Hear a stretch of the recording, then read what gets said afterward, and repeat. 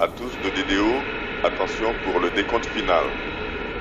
10, 9, 8, 7, 6, 5, 4, 3, 2, 1, top.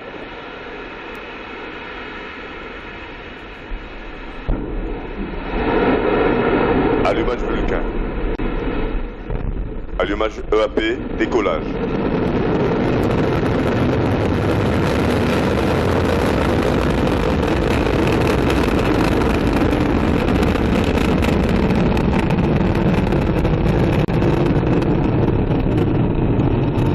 Tous les paramètres bord sont normaux.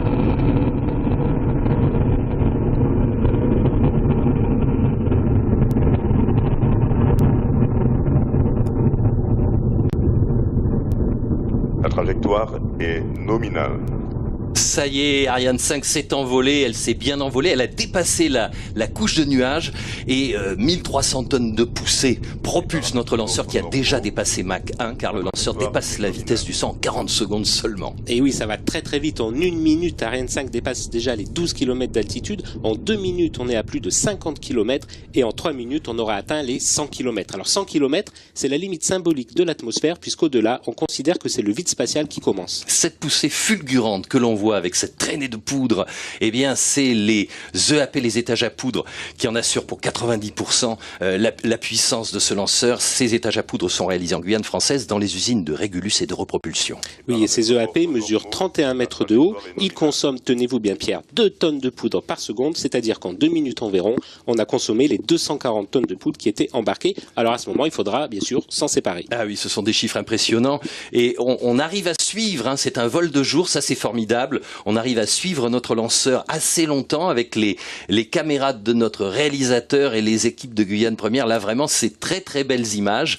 On ne sait pas combien de temps on va pouvoir la suivre encore, mais enfin, en tout cas, ça continue. Tant mieux. Bientôt, la poudre des EAP, le propergol solide, va être épuisée. Le lanceur va se délester de la masse à vide de ces deux boosters, 36 tonnes chacun, et on va peut-être pouvoir suivre cela à l'écran sur un bleu, alors magnifique, un bleu azur, hein, là. Un bleu azur où on espère effectivement voir cette séparation des EAP. Alors vous savez Pierre que pour éviter que les EAP viennent buter contre l'étage principal, on a 8 fusées d'éloignement qui permettent d'éloigner les boosters du corps central. Eh bien voilà, je crois que c'est fait puisqu'on voit les 3 points dans le ciel. Donc au milieu, c'est Ariane 5 qui continue et de chaque côté, eh bien, ce sont les 2 boosters qui retombent avec encore un petit peu de combustion résiduelle. Hein, ils sont encore allumés, mais on s'en est séparé comme on le voit sur ces images de caméra embarquées.